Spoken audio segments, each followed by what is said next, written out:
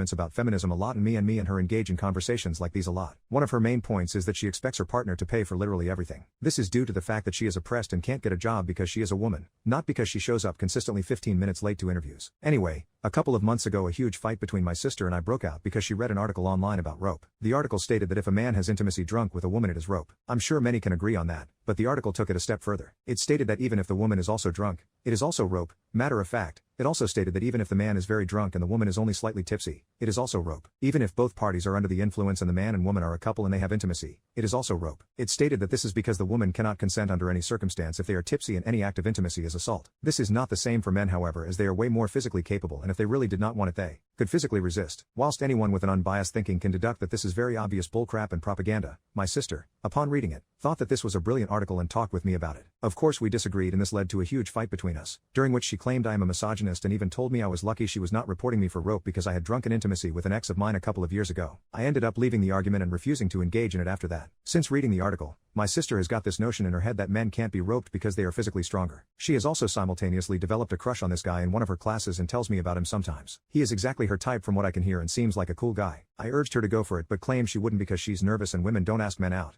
That's the man's job. I asked her what about equality, and she replied saying that's different. My sister has spent a lot of time gushing over this guy, so naturally when last week she found out that he was also invited to the same house party she was thrilled. The party happened a few days later and my sister came home in the morning slightly hungover. She went to bed and later that night I asked her how the party went. She went on to tell me that she got with her crush. I was excited for her and I asked her to tell me how it came about. And when she started speaking my jaw started dropping until it had literally reached the floor. She said that after having some drinks she got the courage to go talk to him, and so she did. They ended up hitting it off and things started escalating from there. They started talking about the possibility of coming back to his house. But at one point disaster struck. My sister says that she lost him halfway through and went around the entire house looking for him but couldn't find him. She ended up stumbling into a bedroom where the only person was her crush. However, he was clearly almost out of it and had drank way too much. He was still conscious but barely, and would barely answer my sister when she was asking him if he was okay. Instead of getting him help, however, my sister decided that the only way to make him feel better was to literally make him feel better. She said that she went down on him first while he wasn't really moving, then after threw him onto the bed and proceeded to get on top. She said that he wasn't moving much and looked almost out of it the entire time, but that didn't matter because she was still able to cross the finish line. When my sister told me this I told her that she roped him,